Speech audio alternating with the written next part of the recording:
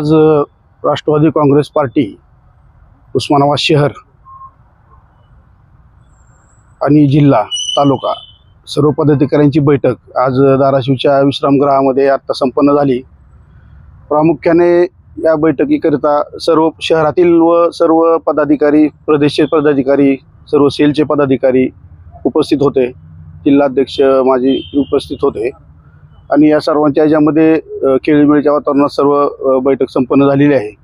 यामध्ये प्रामुख्याने जो विषय घेण्यात आला होता तो येऊ घातलेल्या नगरपालिका इलेक्शन जे निवडणुका येणार आहेत या संदर्भात आपण लोकांच्या समोर कुठले विषय घेऊन जायचे आणि कशा पद्धतीने जायचं याबद्दल पक्षाचं धोरण काय असेल याबद्दल सर्वांची चर्चा झालेली आहे व त्यातून काही विषय पुढे आले त्याच्यावर आम्ही चर्चा केली।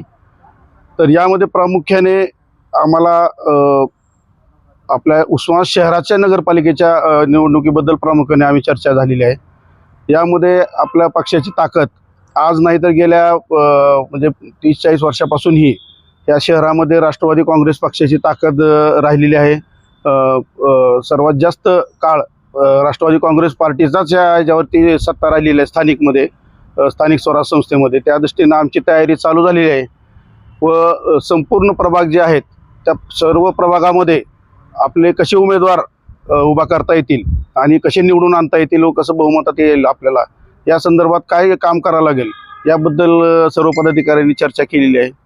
यामध्ये प्रामुख्याने अजितदादा पवार हे आमचे राष्ट्रीय नेते आहेत।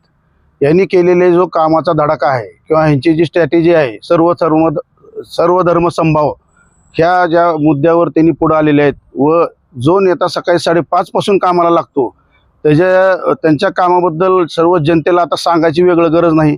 ते आपण मीडियामधून दररोजच्या दररोज दादांची कामं आपल्याला दिसतात। कुठेही चुकीचं काम न करण्याची पद्धत, सर्व धर्मांना बरोबर घेऊन जाण्याची पद्धत आणि हेच लोकांच्या समोर आम्ही त्यांची कामं घेऊन जाऊन आम्ही निवडणुकीला समोर जाणार आहोत। याबद्दलच आम्ही लोकांना जागरूक करून देणार आहोत की दादांनी किती काम केलेलं आहे, किती निधी महाराष्ट्रासाठी प्रत्येक समाजासाठी त्यांनी कसा निधी उपलब्ध करून दिलेला आहे व कशा विकासाच्या बहुमुख कामासाठी त्यांनी वेळ दिलेला आहे। हे सर्व मुद्दे आम्ही चर्चेत घेतलेले आहेत आणि हेच मुद्दे लोकांपर्यंत आम्ही पोहोचवून उद्या आम्ही लोकांना मतदान मागायला पुढे जाणार आहोत। आणि राहिला शहराचा विषय तर या शहरामध्ये सुद्धा मुळात जी गटार योजना जी आपली राबवली गेली यासाठी मुळात निधीच उपलब्ध करून दिलेला आहे अजितदादांनी, परंतु पुढच्या लोकांनी कशी राबवली, इथले जे सत्तेवर होते त्यांनी कशी राबवली किंवा कशी काय चुका झाल्या असतील, आज जे शहर वसाड झालेलं आहे यामध्ये प्रामुख्याने साहेब इथले आमदार, इथले खासदार, इथले नगराध्यक्ष यांची जिम्मेदारी आहे ती। हा जिम्मेदारी सोडून तेच लोक आज आंदोलन करतायत समोर येऊन, म्हणजे हा कसं झालं चोर ते चोर वर शिरजोर हा प्रकार इथं सध्या झालेला आहे। परंतु जो निधी आला साहेब ह्या कामासाठी तो अजितदादांनी मंजूर केलेला आहे। त्यांनी एक वेळेस इथे आल्यानंतर सांगितलं होतं की मी तुमच्या इथं हा निधी दिल्याशिवाय इथं मी येणार नाही। तो निधी त्यांनी दिला, वापरला ह्यांनी, तो योग्य वापरला नाही, त्यामुळे आज लोकांची ही रस्त्याची नाल्याची अवस्था झालेली आहे। आज लोकांना चालता येत नाही रस्त्यामधून। ह्याला प्रशासन जबाबदार आहे म्हणतात हे, पण प्रशासन कोणाच्या हातात होतं? प्रशासन ह्या सगळ्या शिवसेनेच्या हातामध्ये होतं, ह्या आमदाराच्या, खासदाराच्या आणि नगराध्यक्षांच्या हातामध्ये होतं। बॉडी कुणाकडे होती? बॉडी सोडा, नगराध्यक्ष जनतेतून होता। मनमानी वनवे कारभार झालेला आहे सगळा आमदाराचा, खासदाराचा आणि नगराध्यक्षांचा। आणि तुम्ही आज जनतेला वेड्यात काढायला समोर जाताय, लहान लेकराला आणून आंदोलन काय करताय, हे सगळं चुकीचं आहे। बंद करा, जनतेला सगळं माहिती आहे सत्ता कोण होती, इथे कोणाची सत्ता होती। त्यामुळे तुम्ही चुकीचं काही लोकांना दिशाभूल करू शकत नाहीत।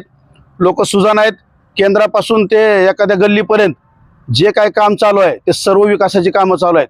ज्या ठिकाणी विरोधक आहेत तिथं कामं झालेली नाहीत, जिथं सत्तेतली लोक आहेत तिथं कामं झालेली आहेत। इथं तुम्ही कामं होऊ दिलेली नाहीत, रस्ते अडवलेले आहेत तुम्ही, नॅशनल हायवे गेलेले, स्टेट हायवे गेलेले सुद्धा तुम्ही तुमच्या हप्त्यासाठी ह्याच्यासाठी त्यासाठी अडवलेले आहेत।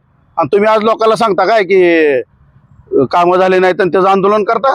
हे सगळं चुकीचं आहे। पण जनता सगळं ओळखून आहे, येत्या नगरपालिकेमध्ये धाराशिव नगरातली जनता तुम्हाला चोख उत्तर देईल व 100% राष्ट्रवादी व युतीची सत्ता येईल हे आम्हाला गॅरंटी आहे।